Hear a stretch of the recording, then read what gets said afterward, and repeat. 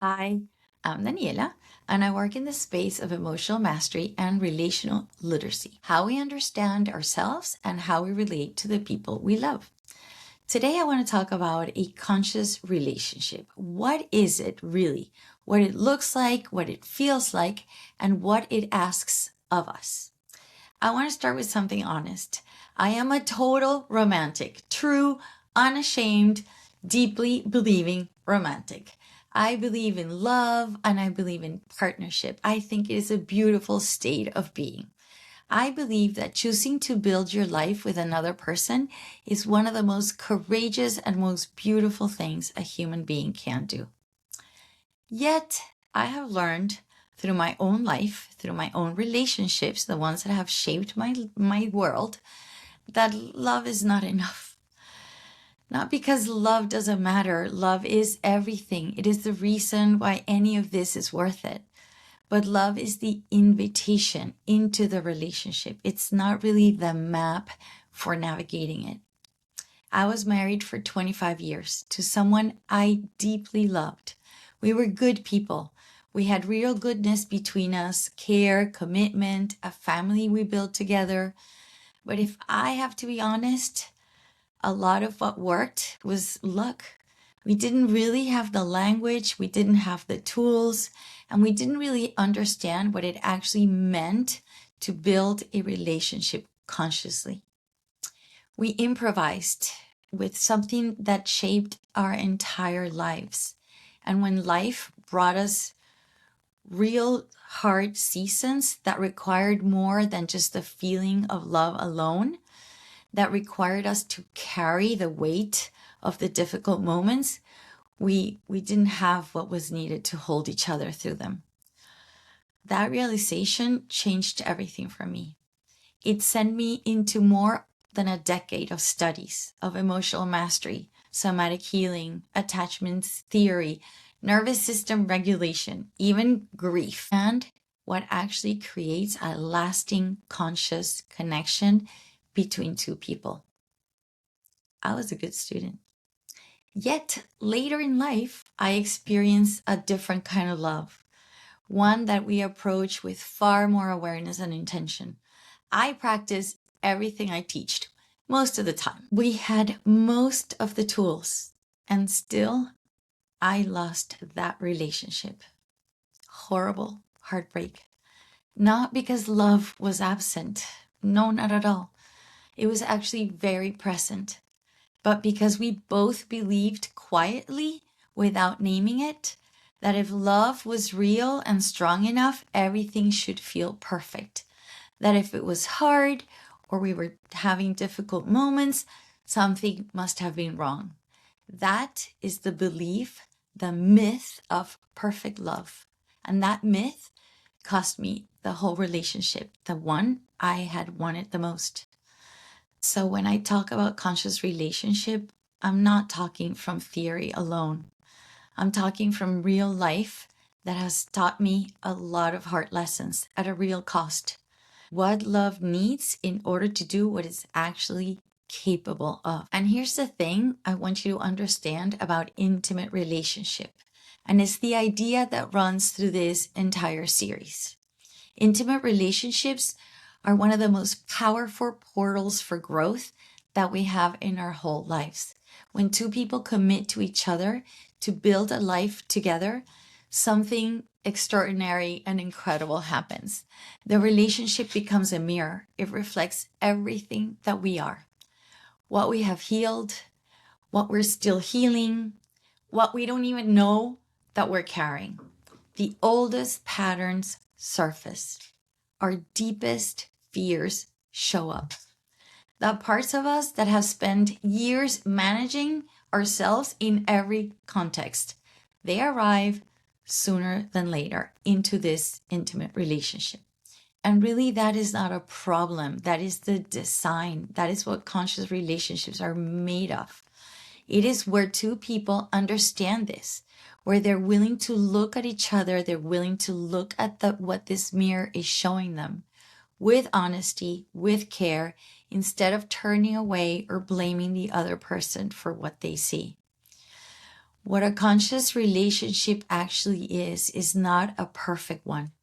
It is not a relationship without conflict, without distance, without seasons that will test everything that you have built.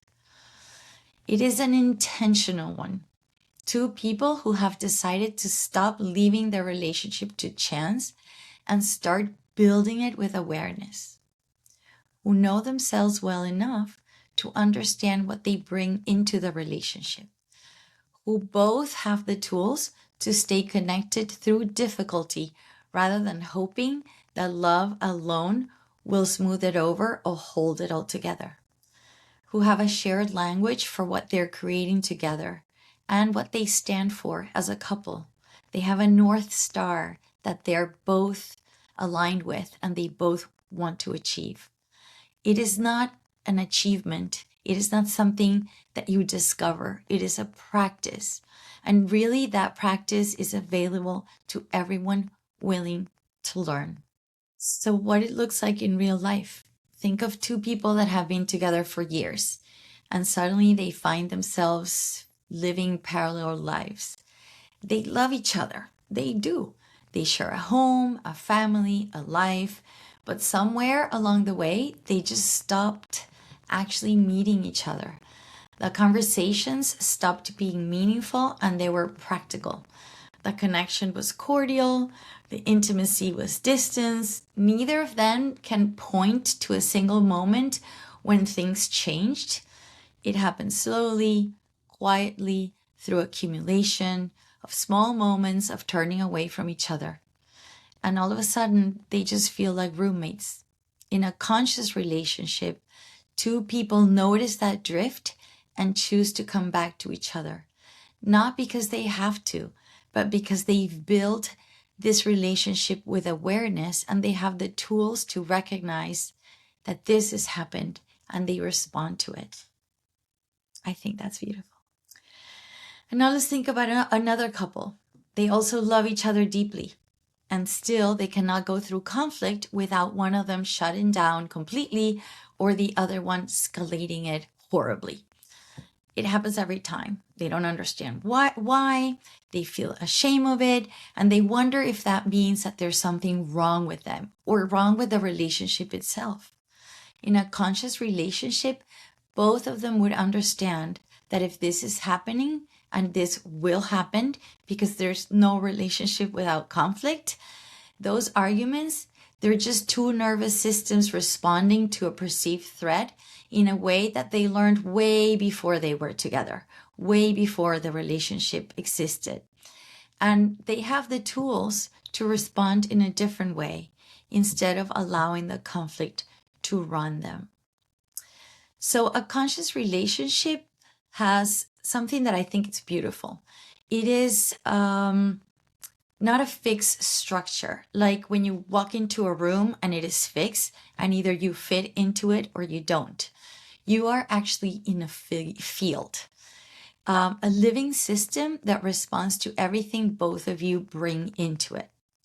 What you carry internally, your patterns, your wounds, your capacity for presence or reactivity, they become the invisible architecture of how you love.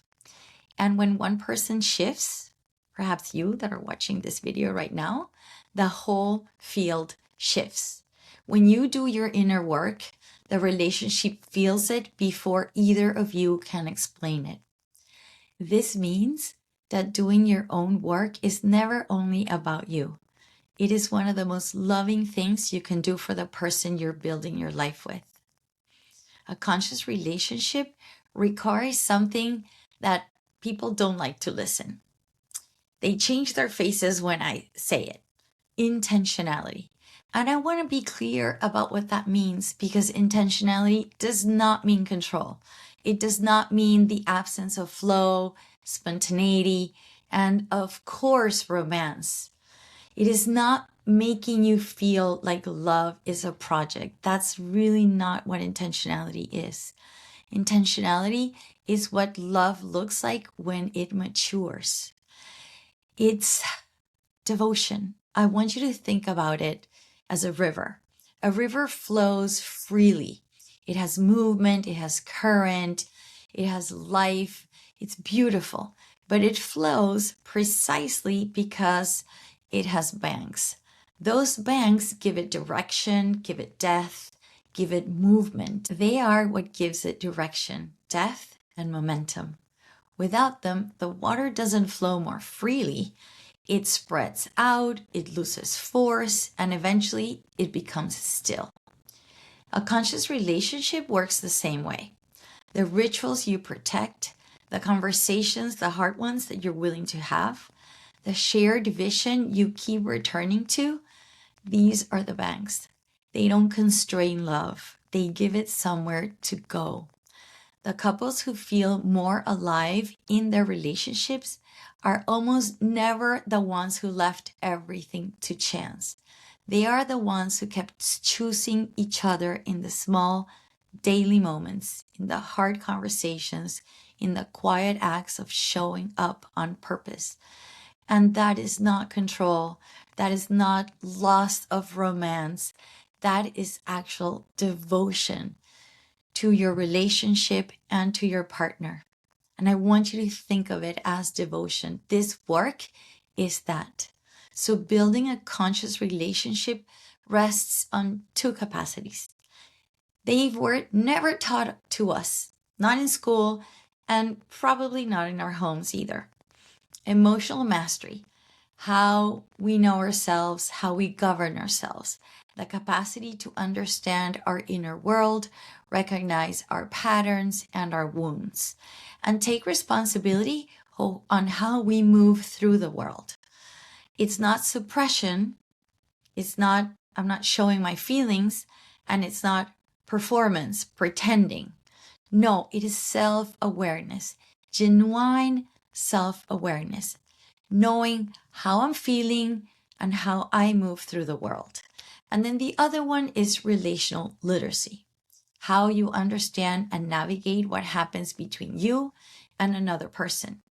The language of connection, of disconnection, knowing how to express what is true without escalating or hurting the other person, how to hear and listen to what your partner is actually saying beneath the words they're using, how to repair after rupture, even small breaks so they don't become permanent distance. So every lesson in this series deepens on one of these aspects. They are the foundations of everything that follows. I would like to invite you to think about one area of your relationship where you feel that something else is possible.